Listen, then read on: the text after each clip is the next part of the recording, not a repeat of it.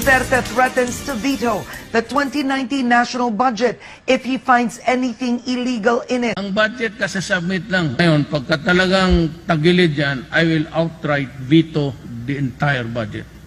Magandang umaga, bansang Pilipinas. Hindi nakaligtas sa mahigpit na pagbusisi ni Pangulong Rodrigo Duterte ang mga illegal na realignment sa budget kaya't na-veto o ibinasura nito ang ilang items na nagkakahalaga ng 95.3 billion pesos sa national budget.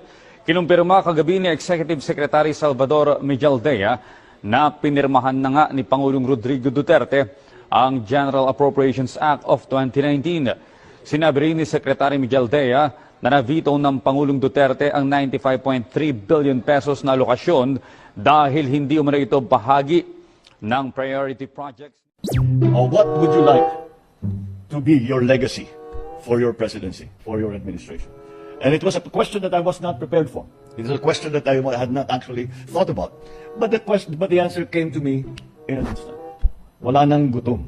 Wala nang gutom. That is my God.